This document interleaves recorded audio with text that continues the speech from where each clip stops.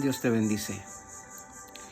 Hoy quiero continuar con esas enseñanzas sobre aprendiendo a orar el Padre Nuestro. Conforme vamos avanzando, nos vamos dando cuenta de que realmente necesitamos aprender muchas cosas sobre el Padre Nuestro. No es solamente repetirlo, no es solamente tener la idea y hacerlo a ver cómo sale, ¿no? Hay un orden, hay una esencia en la oración del Padre Nuestro y es importante que la vayamos conociendo. Vimos al inicio cómo los discípulos a Jesús le dicen: enséñanos a orar, como Juan también enseña a sus discípulos. Y entonces Jesús inmediatamente le dice: bueno, cuando ustedes oren, oren de esta manera.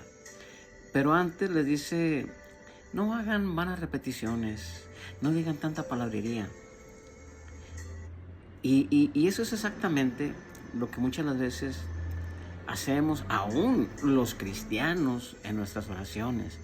Le ponemos, como podemos decir ahí, mucha crema a los tacos en las oraciones.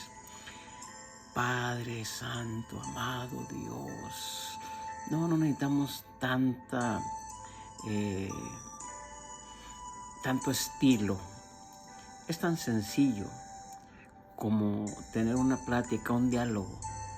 Y lo más importante es que cuando empieza el Padre Nuestro, date cuenta, ¿con quién tienes ese diálogo? Con tu Padre. Y cuando tú hablas con tu Padre, no hablas con mucha formalidad, mucho formalismo. No. Es lo más sencillo que se pueda, lo más entendible que se pueda, con toda la confianza, porque es tu Padre. Bueno, eso es exactamente como empieza el Padre Nuestro. Padre Nuestro. Que tengas ese sentido, esa identidad, que te identifiques con tu Padre como un hijo. Esto es lo más precioso para empezar. Y eso nos da confianza para seguir orando, para seguir abriendo nuestro corazón. Y fíjate, con esta idea en tu mente, piensa en esto. ¿Qué haría tu Padre natural para que tú estuvieras bien? Lo que sea. Estás hablando con tu Padre y tu Padre tiene un cuidado especial para ti, que no te va a dejar solo, nunca. Que aún en los detalles más mínimos, cuando tú tienes esa confianza y ese acercamiento, esa intimidad con tu Padre, tenlo por seguro de que serás bendecido. Tendrás respuestas de tu Padre. Pero luego vimos que después de tener esa identidad con nuestro Padre, después de que nos presentamos como hijos, y una vez más dejo bien claro esto: toda la humanidad es creación de Dios, pero hijos solamente aquellos que han recibido a Jesús en su corazón, solamente aquellos que le han llamado Señor y Salvador, solamente aquellos que han tomado la palabra como guía en su vida. Estos son los hijos de Dios. Entonces, cuando tú has recibido a Cristo en tu corazón, cuando lo has reconocido como tu Señor y tu Salvador, entonces Dios te da a ti la autoridad de ser hijo, la capacidad de ser hijo, la potestad de ser hijo, el derecho de ser hijo. Te adopta como hijo y entonces tú tienes todos los derechos de hijo, todos. Y entonces de ahí terminamos también de ver, no todos, pero algunos nombres que yo escogí, los más importantes, para entrar a la segunda parte del Padre Nuestro, que es: santificado sea tu nombre. Y ahí expliqué en los otros videos anteriores sobre santificar. ¿Qué es santificar? Honrar, reconocer, darle un lugar de privilegio, ¿verdad? Cuando decimos santificado, reconocemos, mi Dios, que tu nombre es sobre todo nombre. Pero cuando dice santificado sea tu nombre, vimos ahí cómo Dios tiene varios nombres y los vimos en hebreo, que por ejemplo, para decir Jehová Shalom, estamos hablando de que el Señor es mi paz. Cuando vimos Jehová Nisi, estamos hablando de que Él es mi victoria. Jehová Jireh, Dios es mi proveedor. Esos nombres, ¿sí? Cuando tú aprendes estos nombres y cuando tú los reconoces y cuando tú los exaltas, entonces imagínate que tú le estás diciendo a Dios: Padre, hoy te reconozco como mi sanador. ¿Qué hijo no desea tener un padre que sea el mejor médico? ¿Qué hijo no desea tener al mejor padre que sea proveedor? ¿Qué hijo no desea un padre que cuando hable, cuando tiene esa intimidad con él, le transmita paz? ¿Qué hijo no desea tener un padre que en todo momento difícil, en toda circunstancia, en toda adversidad, tenga un padre victorioso? Y ese es nuestro Padre. Ahora quisiera que entendiéramos esto. La oración del Padre Nuestro nos está llevando a una forma de tener una relación con un ser precioso, que es Dios, que es nuestro Padre, y que mi Padre es doctor, mi Padre es proveedor, mi Padre es el victorioso, mi Padre es mi paz, es mi justicia, mi Padre siempre está conmigo. Oye, qué bendición tan grande. Por eso cuando dice santificado sea tu nombre, me doy cuenta que en tu oración, gracias Padre, porque tú me has dado la oportunidad de ser hijo tuyo, me has adoptado, ahora tengo todo el derecho como hijo, pero antes de pedirte quiero reconocerte como mi sanador. Y no es solamente un título, es una función. ¿Qué quiero decir con esto? De que si Él dice, soy tu sanador, ¿qué es lo que hará? Sanarte. ¿Por qué no sanamos? Porque no es la voluntad de Dios. No. Tenemos que entender que la voluntad de Dios es buena, agradable y perfecta, y que la voluntad de Dios ya está en la palabra, ya está en la Biblia, y que tenemos que estudiarla, conocerla, para darnos cuenta cómo podemos nosotros obtener todos estos beneficios de nuestro Padre. Dios no nos está diciendo, yo soy tu sanador, pero nada más de título, porque yo ahorita no tengo tiempo ni ganas de sanarte. No, espérame. Si no somos sanados, no es porque Dios no quiera o no pueda. Es porque nuestra fe no nos ha llevado a ese punto de creer. Llega un leproso y se postra delante de Jesús, y aquel leproso le dice, Señor, si quieres, puedes sanarme. Aquel leproso sabía que Jesús podía sanarlo. Lo que no sabía era si quería sanarlo. Y la respuesta de Jesús no le dijo, pues yo creo que sí puedo, pero déjame intento, a ver si... No. Ni tampoco dijo, pues déjame le digo al Padre a ver qué me dice el Padre. Sino pues dijo, quiero, esa es mi voluntad, a eso vine. Vine a mostrarme como el sanador. Vine a mostrarme como la paz que necesitas. Vine a mostrarme como tu proveedor. ¿Y por qué no funciona? Porque no tenemos esa intimidad de padre a hijo, porque no abrimos nuestro corazón de hijo a padre, porque no lo reconocemos como debiéramos reconocerlo. A Dios le agrada, le encanta que nosotros lo reconozcamos, le adoremos, le alabemos. Esto es lo que a Dios le causa gozo. Y ese gozo se lo podemos causar nosotros. De igual manera le podemos causar tristeza si no tenemos fe. Ok. Ya vimos santificado sea tu nombre, y vimos ahí esos nombres, y te invito para que veas esos videos, no te los pierdas, están ahí en YouTube, ¿verdad? Con toda confianza, síguenos, ¿verdad? Y hoy quiero hablar de algo más, quiero hablarte de Jehová, hoy vamos a hablar, venga tu reino. venga tu reino. ¿Sí? Entonces, ahí en venga tu reino, cuando vamos enlazando o vamos dándole seguimiento al Padre nuestro que estás en el cielo, santificado sea tu nombre, y ahora venga tu reino. ¿Cuántas veces hemos orado esto? Venga tu reino. ¿Y cuántas veces hemos entendido qué queremos decir con eso? Ah, sí, es que yo estoy orando para que venga el reino de Dios a la tierra, que el reino de Dios se manifieste en la tierra. Espérame tantito. Sí, es correcto, sí. Pero yo necesito primero entender algo. Hay dos reinos. El reino espiritual y el reino natural. En el reino espiritual hay dos personas que gobiernan, Dios y Satanás.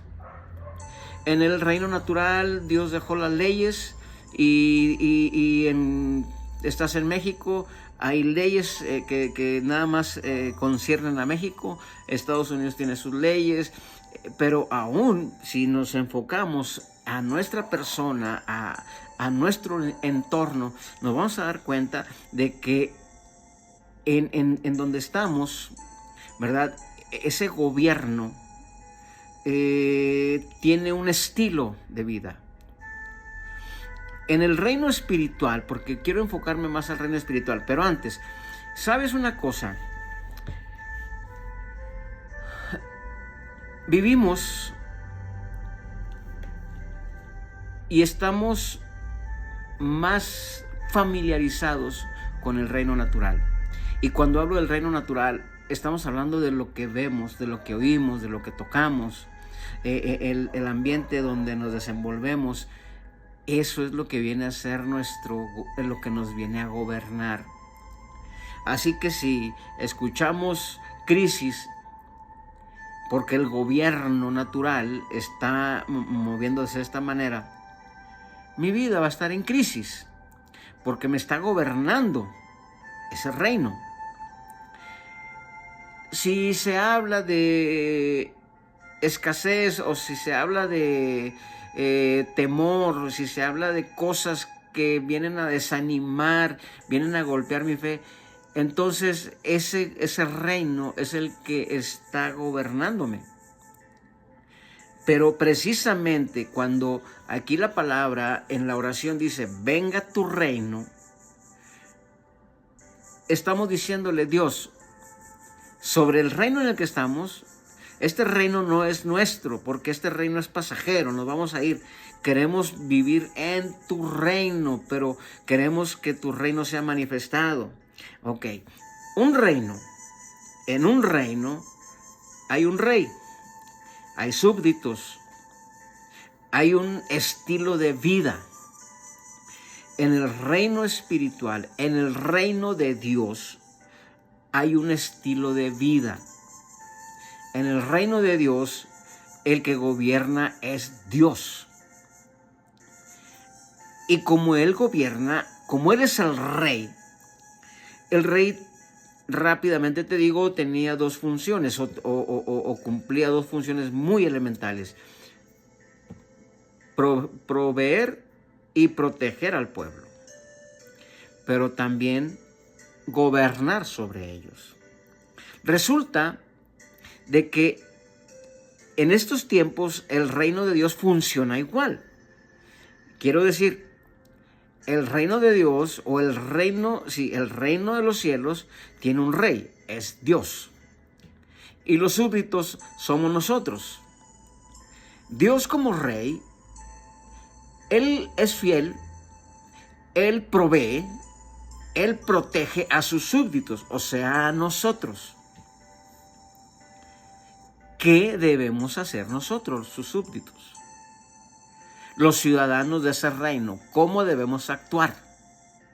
Si el rey está cumpliendo con su función, ¿cuál es mi función como ciudadano de ese reino? ¿Acaso no será someterme a ese rey? ¿Someterme a esa autoridad? ¿Someterme a sus leyes? Yo creo que sí. Y esto es muy importante. Entonces, con esto que te estoy hablando, es para que tú en tu mente vayas formando la idea de lo que es un reino. Y entonces, cuando tú empiezas a ver en el reino de Dios, no hay enfermedad, no hay tristeza, no hay dolor, no hay crisis. Y tú puedes decir, bueno, pues es el reino de Dios. Pero ¿por qué crees que nos está enseñando Jesús a orar, venga tu reino? Porque precisamente nosotros, escucha bien esto, como cristianos necesitamos marcar la diferencia. Marcar una diferencia, porque si nosotros nos dejamos o nos adaptamos al reino natural, seremos como todos. De hecho, estamos adaptados y muchas veces no distinguen a un cristiano de alguien que no es cristiano. ¿Por qué? Porque tienen el mismo estilo de vida. Entonces, las leyes, las costumbres, las tradiciones vienen a gobernarnos también a nosotros. ¿Por qué? Porque no hemos estado entendiendo lo que es el reino de Dios. Ahora, quiero que escuches bien esto. Cuando Jesús está hablando con Nicodemo, bueno, antes quiero decirte, cuando Jesús inicia su ministerio, quien le prepara el camino es Juan el Bautista. Y Juan el Bautista lo declara. Y Juan el Bautista empieza a decir, viene a establecerse un reino. Y alguien viene a hacerlo, y es Jesús. Entonces, eso lo vemos ahí en Mateo 3:1. Luego, Juan estaba diciendo, este reino va a ser gobernado por Dios. Es un reino que no es como no es natural. Esto es espiritual. Jesús, al iniciar su ministerio, te decía ahorita, Marcos 1, versículo 15 al 16, empieza Jesús a decir, arrepentíos y convertíos, porque el reino de los cielos se ha acercado. Arrepentíos y convertíos porque el reino de los cielos se ha acercado. ¿Qué estaba diciendo? Yo soy el que estoy estableciendo, yo inicio este nuevo reinado aquí en la tierra. Yo estoy trayendo el reino de Dios a la tierra. ¿Entendemos esto? Cuando Jesús viene y cuando Jesús inicia su ministerio, empieza diciendo, ahora que yo inicio este nuevo trabajo, estoy empezando a establecer el reino de Dios. Cuando Jesús empezó a sanar, estaba manifestando el reino de Dios.